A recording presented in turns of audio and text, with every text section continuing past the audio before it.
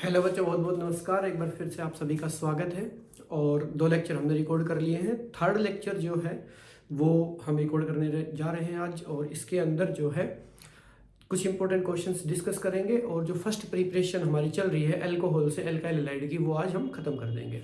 ठीक है, तो रिंग एक्सपेंशन और रिंग कॉन्ट्रैक्शन जितना पढ़ लिया है उसी से रिलेटेड 2 क्वेश्चंस मैंने लिख रखे हैं और इनको आज हम सोल्व करेंगे।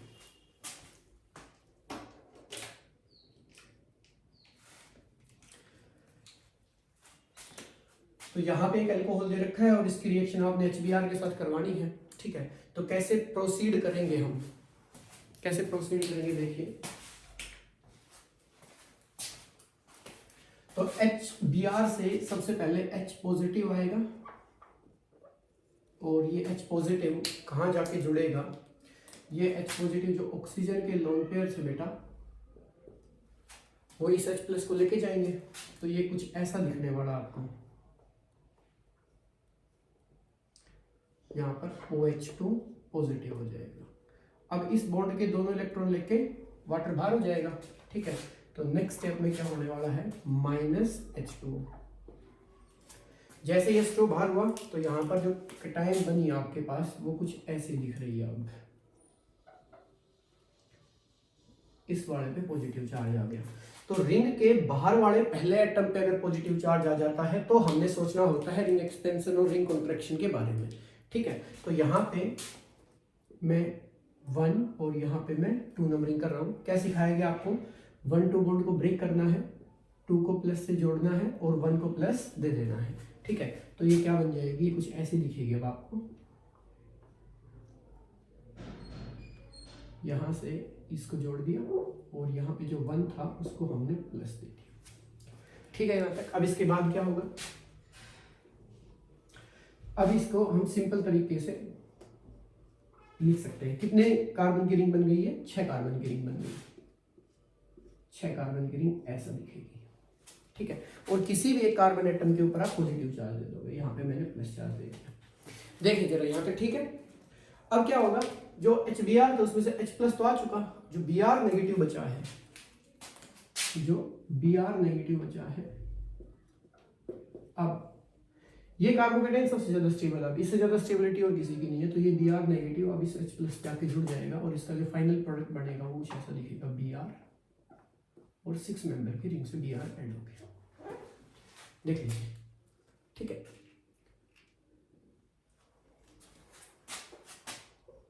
इस वाले वाले को थोड़ा सा इधर कर देते हैं। सेम ऐसे सेकंड क्वेश्चन है, ये 7 मेंबर की रिंग है।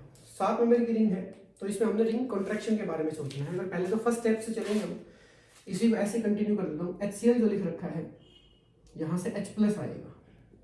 HCl से पहले स्टेप में क्या आएगा, H प्लस। ये ऑक्सीजन का लोन पेयर है, वो इस H प्लस को लेके जाएंगे। तो कैसा दिखेगा ये आपको, OH2 पॉजिटिव और ये 7 मेंबर की रिंग बना दी मैंने। ठीक है, अब क्या होगा, यहां से वाटर बाहर कर देंगे अब। ठीक, जैसे ही वाटर बाहर हुआ -H2, तो ये आपको ऐसा दिखेगा। 7 मेंबर की रिंग और यहाँ पर पॉजिटिव चार्ज। रिंग के ऊपर ही पॉजिटिव आ जाता है तो हम सोचते हैं रिंग कॉन्ट्रैक्शन के बारे में। और ये हमेशा कितने मेंबर रिंग में सोचना है आपने, 4 मेंबर की रिंग हो या फिर 7 मेंबर की रिंग हो। तो जिस पे प्लस चार्ज है उससे अगले कार्बन को 1 देंगे, उससे अगले को 2 देंगे। सेम रूल लगाना है यहाँ पे, 1-2 बॉन्ड को तोड़ना आपने, 2 को प्लस से जोड़ना है और 1 को प्लस दे देना। ठीक है, तो ये कैसा दिखेगा, ऐसा ऐसा ऐसा ऐसा ऐसा और ऐसा, यहाँ तक। ठीक है, और इस 2 को डायरेक्टली आपने प्लस से जोड़ दिया और यहाँ पर ये ऐसे है और 1 को आप प्लस दे दोगे। देखिए जरा एक बार आराम से। ठीक है, ये ऐसा दिखेगी। अच्छा, अब अगर सही तरीके से मैं लिखूं तो 1 2 3 4 5 6 मेंबर की रिंग बन गई है ये। ठीक है, तो मैं इधर लिख रहा हूं आगे,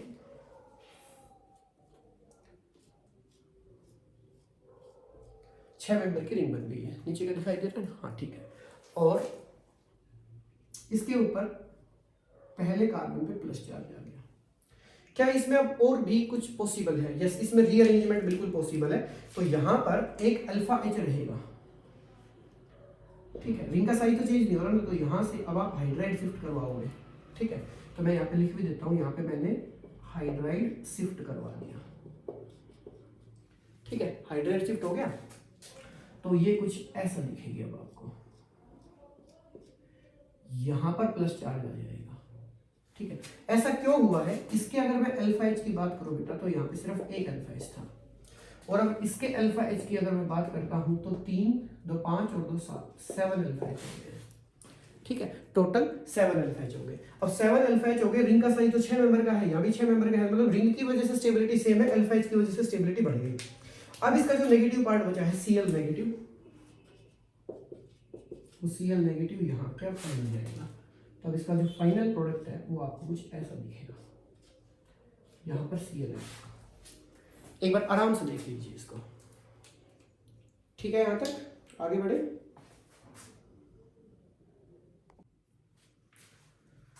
तो इसके बाद कुछ इंपॉर्टेंट पॉइंट्स है जो मैंने पहले से लिख दिए हैं टाइम बचाने के लिए, ठीक है। तो वन बाय वन हम इनको रीड कर लेते हैं।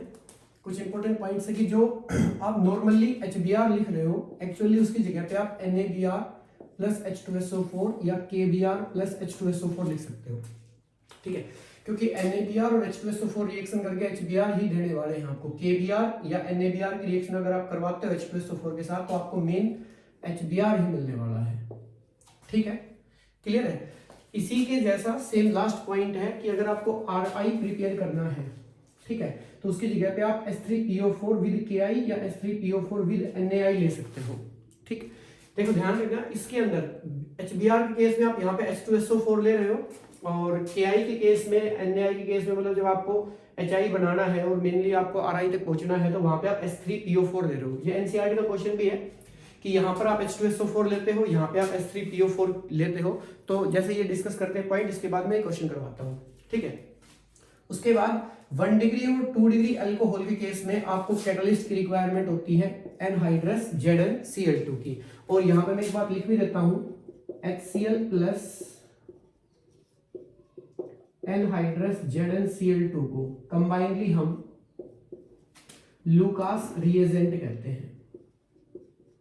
क्या कहते हैं इसको? लुकास रिएजेंट कहते हैं। तो 1 डिग्री 2 डिग्री और 3 डिग्री अल्कोहल में डिस्टिंक्शन करने के लिए लुकास रिएजेंट टेस्ट भी आता है, ठीक है, उसको भी डिस्कस करेंगे हम। उसके बाद है, अगर अल्कोहल 3 डिग्री है तो कैटलिस्ट की रिक्वायरमेंट आपको नहीं है। क्यों नहीं है? क्योंकि 3 डिग्री कार्बोकेटाइन जो है वो सबसे ज्यादा स्टेबल है, तो रिएक्शन फास्ट होगी, तो वहां पे कैटलिस्ट की रिक्वायरमेंट नहीं है। और यहाँ पे रेट ऑफ रिएक्शन लिख भी रखी है, अल्कोहल की रेट ऑफ रिएक्शन क्या रहेगी? 3 डिग्री, उसके बाद 2 डिग्री, उसके बाद 1 डिग्री। 3 डिग्री वाली जो अल्कोहल है वो सबसे ज्यादा रिएक्टिव होती है। 3 डिग्री वाली अल्कोहल क्या है? सबसे ज्यादा रिएक्टिव, उसके बाद 2 डिग्री उससे कम, और 1 डिग्री वाली सबसे कम। क्योंकि 3 डिग्री अल्कोहल सबसे ज्यादा रिएक्टिव क्यों है? ये रिएक्शन कार्बोकेटाइन मैकेनिज्म को फॉलो करती है, तो जैसे ही आप वाटर का लॉस करवाओगे तो कार्बोकेटाइन बनेगी। 3 डिग्री कार्बोकेटाइन सबसे ज्यादा स्टेबल होती है, तो 3 डिग्री अल्कोहल सबसे ज्यादा रिएक्टिव हो जाएगी। उसके बाद है HX के लिए, अगर आप रिएक्टिविटी ऑर्डर देखते हो तो HI सबसे ज्यादा रिएक्टिव, HBr उससे कम, और HCl सबसे कम रिएक्टिव है। फ्लोरीन के कंपाउंड हम वैसे ही ज्यादा डिस्कस नहीं करते हैं, ठीक है। Not applicable for aryl halides, ये बहुत इंपॉर्टेंट है, ध्यान से देख लीजिए। इस मेथड से आप एराइल हैलाइड्स प्रिपेयर नहीं कर सकते हो। क्यों नहीं कर सकते हो? Due to partial double bond character between carbon and oxygen और OH, ठीक है। देखिए, मान लीजिए आपके पास ऐसे है फिनोल, ठीक है। अब नॉर्मली हमने इन सभी रिएक्शंस में जो पीछे पढ़ी है उनमें किया क्या है? आपने OH को हटा के Cl को जोड़ा है, समझ आती बात? OH को हटा के आपने Cl को ऐड किया है। अब यहां से OH को हटा के Cl को ऐड करेंगे तो यहां पर रेजोनेंस की वजह से पार्शियल डबल बॉन्ड कैरेक्टर आ जाएगा, ये वाला बॉन्ड इधर टूटेगा, ठीक है। फिर आगे आप रेजोनेटिव स्ट्रक्चर बनाएंगे इसके, ठीक है। इस वजह से यहाँ पे आप फिनोल से एराइल हैलाइड्स प्रिपेयर नहीं कर सकते हो, ठीक है। उसके बाद है ये RCl के लिए दूसरा रिएजेंट लिख रखा है। अगर आपको RCl प्रिपेयर करना हो तो आप ऐसा भी कर सकते हो। कैसा कर सकते हो? Preparation of RCl is carried out either by passing dry HCl gas through a solution of alcohol, या तो ये यूज कर सकते हो, मतलब ड्राई HCl गैस का यूज कर सकते हो अल्कोहल के एक्वस सॉल्यूशन से, ठीक है, या नॉर्मल सॉल्यूशन ऑफ अल्कोहल ले लो। By heating a solution of alcohol in concentrated aqueous acid, या आप अल्कोहल के सॉल्यूशन को कॉन्सेंट्रेटेड एक्वस एसिड के अंदर आप हीट कर सकते हो, तो भी आपको आरसीएल अच्छी खासी अमाउंट में मिल जाएगा। उसके बाद अगर आरबीआर प्रिपेयर करना है तो आप एचबीआर का 48% सॉल्यूशन ले सकते हो। Constant boiling with HBR 48% is used for preparation of RBR.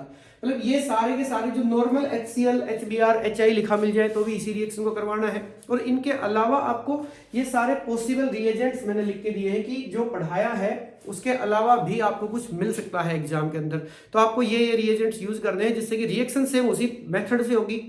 पहले H+ जाके ऐड होगा, उसके बाद वाटर का लॉस होगा, फिर कार्बोकेटाइन बनेगी, कार्बोकेटाइन में रीअरेंजमेंट पॉसिबल है तो रीअरेंजमेंट होगा, और फिर आप फर्दर उसका जो नेगेटिव पार्ट बच जाता है, मान लो Cl नेगेटिव, Br नेगेटिव या I नेगेटिव, उसको आप ऐड करवा दोगे। ठीक है, यहां तक आराम से इन पॉइंट्स को देख लीजिए, फिर मैं आगे बढ़ रहा हूं।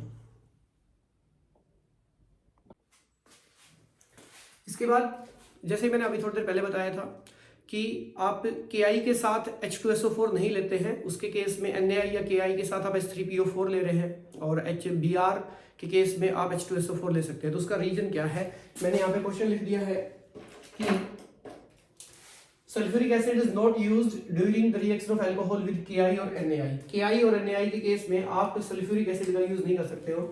तो इसका आंसर आप कैसे लिखेंगे, एनसीईआरटी का क्वेश्चन है ये। ठीक है, तो यहां पे क्या लिखेंगे कि जो कॉन्सेंट्रेटेड सल्फ्यूरिक एसिड है is oxidising also, oxidising agent also, is an oxidising agent, is an oxidising agent also, so it oxidize Hi into I2 which do not react with alcohol। इसका मतलब क्या है कि H2SO4 के साथ जो आप रिएक्शन करवाओगे Ki की या Na की, एक ही लिख लो, चलो Ki की लिख देता हूं, Ki प्लस H2SO4, तो यहां से क्या बनेगा Hi, जैसा वहां बनाया था सेम वैसे ही, एक H यहां से एक I यहां से, फिर जो बची है उसको लिखो KHSO4। अब हमें लग रहा है कि Hi तो रिएक्शन कर लेगा, लेकिन ये जो Hi बना है ये H2SO4 के साथ रिएक्शन करके और ये कन्वर्ट हो जाता है I2 के अंदर। इसके साथ साथ साइड प्रोडक्ट निकलते हैं कुछ SO2, H2O। ठीक है, तो यहाँ पे अब ये I2 में कन्वर्ट हो गया, Hi किस में कन्वर्ट हो गया, I2 के अंदर। अब I2 के अंदर कन्वर्ट हो गया तो अब ये I2 अल्कोहल के साथ रिएक्शन नहीं कर सकती, अपने पास Hi मिला ही नहीं। अगर Hi मिलता अपने को तो Hi तो अल्कोहल के साथ रिएक्शन करता, लेकिन यहाँ पे आपको फाइनली प्रोडक्ट क्या मिल रहा है, I2 मिल रहा है, और I2 जो है वो रिएक्शन नहीं करेगा अल्कोहल के साथ। इस वजह से आप Ki या Na के साथ H2SO4 का यूज नहीं कर सकते हैं। ठीक है, देख लीजिए एक बार आराम से। उसके बाद इसके अंदर नेक्स्ट टॉपिक आता है लुकास टेस्ट। ठीक है, तो पहले तो आप देखिए लुकास रिएजेंट क्या होता है, जो आपने अभी बताया था मैंने, एनहाइड्रस ZnCl2 प्लस HCl, इसको आप लुकास रिएजेंट बोलते हैं। और ये टेस्ट बेसिकली किस चीज के लिए यूज किया जाता है, लुकास टेस्ट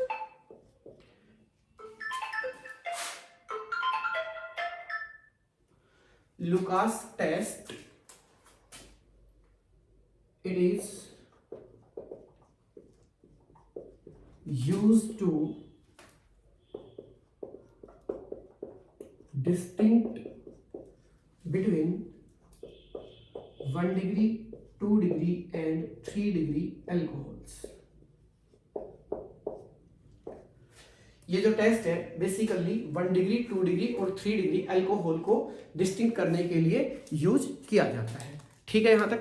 अब कैसे यूज होगा ये टेस्ट देखिए,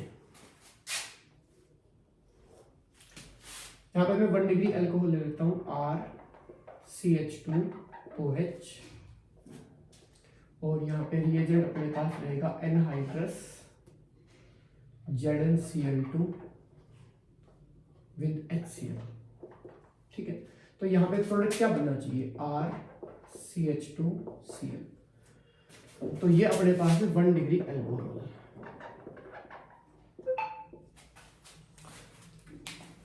अब देखो इसके अंदर क्या है कि 1 डिग्री अल्कोहल अपने पास होता है, तो या तो हम ये कहते हैं कि रूम टेम्परेचर पे ये रिएक्शन हो नहीं रही है, ठीक है, या दूसरी बात ये है कि अगर ये रिएक्शन हो रही है तो ये बहुत ज्यादा लंबे समय के बाद होती है, ठीक। उसके बाद अगर सेकेंडरी अल्कोहल की बात करें, RCH, R डैश ले लो या R ले लो, सिंपल OH, इसकी रिएक्शन सेम रिएजेंट के साथ करवाता हूं, तो यहाँ पे क्या बनेगा, RCH, R डैश और यहाँ पे Cl। तो ये हो गया अपने पास 2 डिग्री अल्कोहल। 2 डिग्री अल्कोहल की रिएक्टिविटी 1 डिग्री से अच्छी खासी होती है, तो 5 से 7 मिनट में हमें ये रिएक्शन देखने को मिल जाती है कि हाँ रिएक्शन हो रही है, 5 से 7 मिनट का टाइम लगता है। उसके बाद RC, R डैश और R डबल डैश OH, ये आप 3 डिग्री अल्कोहल ले लीजिए यहाँ पे, और रिएजेंट यहाँ पे सेम रहेगा, तो RC, R dash R double dash C। और क्योंकि टर्सरी अल्कोहल बहुत ज्यादा रिएक्टिव है, टर्सरी कार्बोकेटाइन ज्यादा स्टेबल होती है, इस वजह से ये रिएक्शन इमीडिएट हो जाती है, ठीक है। अब सर हमें कैसे पता चलेगा कि रिएक्शन हो गई है, प्रोडक्ट बनेगा, तो कुछ अलग से दिखना चाहिए। डिस्टिंक्शन टेस्ट का मतलब क्या होता है, तो कोई कलर चेंज हो रहा हो या स्मेल वगैरह आ रही हो, ठीक है। तो यहाँ पे एक वर्ड यूज करते हैं टर्बिडिटी। क्या वर्ड यूज करते हैं, टर्बिडिटी, ठीक है। तो मैं तीनों के लिए लिख रहा हूं, अगर 1 डिग्री अल्कोहल है तो हम लिखते हैं नो टर्बिडिटी। ऐसा क्यों, क्योंकि ये प्रोडक्ट बनता ही बहुत लेट है या रूम टेम्परेचर पे नहीं बनता है, ठीक है। अगर 2 डिग्री अल्कोहल आपके पास, तो ऐसे लिखते हैं टर्बिडिटी इन मिनट्स। कुछ मिनट्स में टर्बिडिटी आपको देखने को मिलेगी। और 3 डिग्री अल्कोहल अगर आपके पास होता है तो हम लिखते हैं इमीडिएट टर्बिडिटी। ये लुकास टेस्ट है आपका, जो कि 1 डिग्री, 2 डिग्री और 3 डिग्री अल्कोहल को डिस्टिंग करने के काम आता है। आराम से देख लीजिए एक बार यहां तक।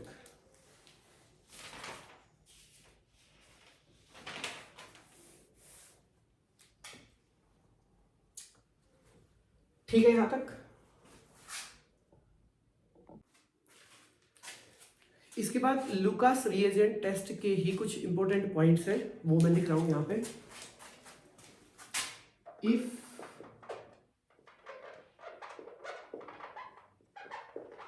carbocation formed is stabilized by back bonding,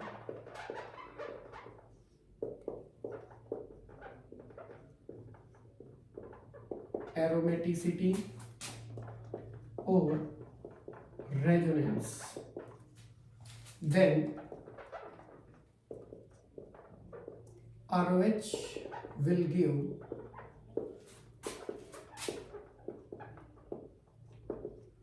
immediate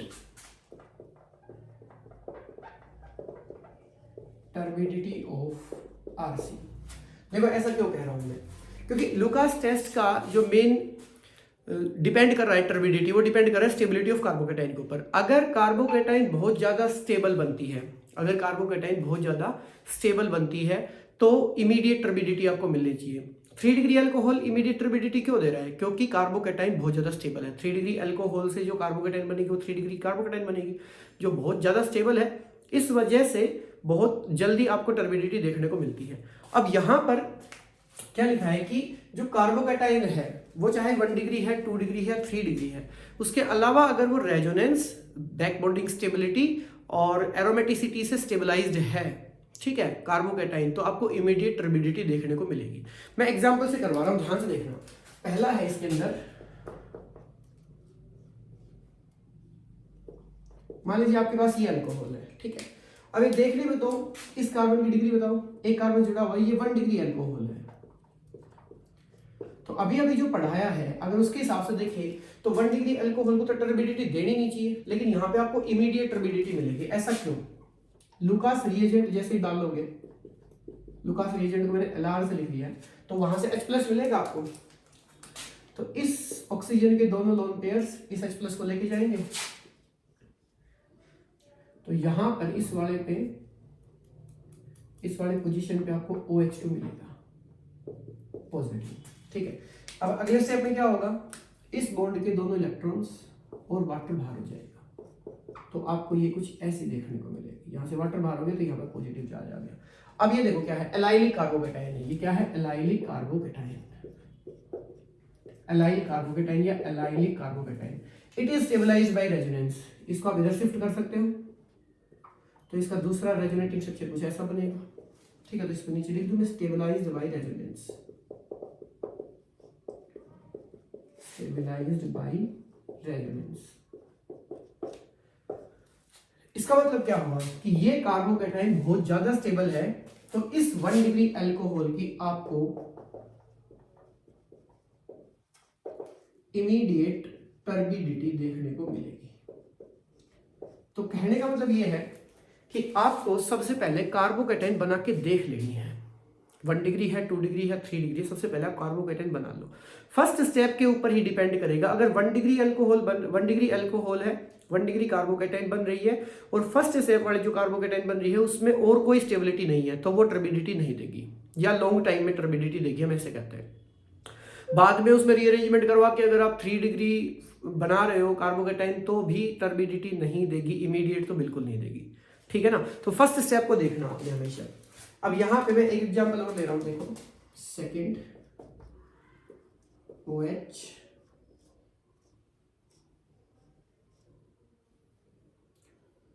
एक यहाँ पे सिंगल फिर डबल।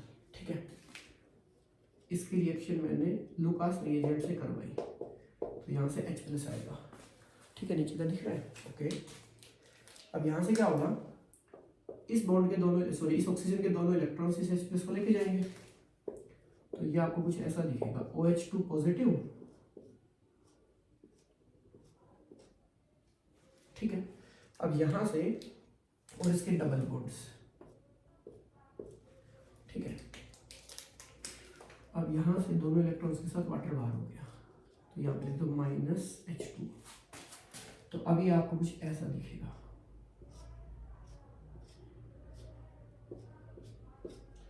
यहाँ पर पॉजिटिव चार्ज आ गया। अब ये जो कार्बोकेटाइन बनी है, it is stabilised by aromaticity. ये कंपाउंड एरोमेटिक है। ठीक है ना, एरोमेटिसिटी को हम 11th क्लास में पढ़ते हैं ना। ठीक है, तो उसमें कुछ कंडीशंस होती हैं। जो कंपाउंड है वो साइक्लिक होना चाहिए, प्लेनर होना चाहिए, ठीक है, कॉन्जुगेशन प्रेजेंट होना चाहिए और उसमें 4n+2 पाई इलेक्ट्रॉन्स होने चाहिए। ठीक है, तो ये जो कंपाउंड है यहाँ पे कैसा है, एरोमेटिक कंपाउंड। क्या है, ये कार्बोकेटाइन बनी है इंटरमीडिएट। ठीक है ना, तो this intermediate carbocation is aromatic, तो ये बहुत ज्यादा स्टेबल है या स्टेबलाइज्ड बाय एरोमेटिसिटी, मैंने यहाँ पे लिखा है एरोमेटिसिटी से स्टेबलाइज्ड है। तो ये वाला जो अल्कोहल आपको इमीडिएट टर्बिडिटी देगा।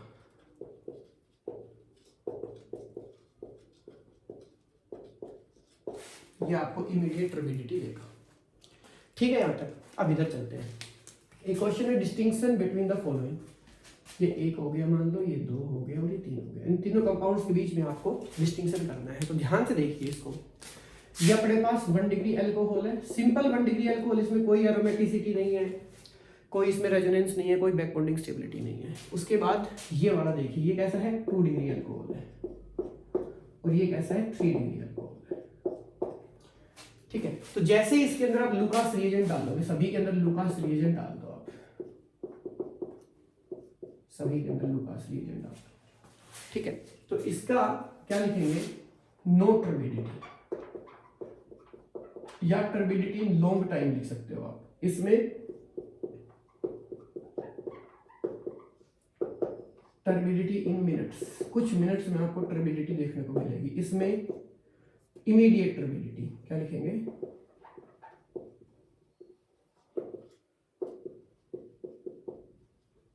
जैसे ही लुकास रिएजेंट डाला तुरंत रिएक्शन हो जाएगी। ठीक है, यहां तक एक बार आराम से देख लीजिए।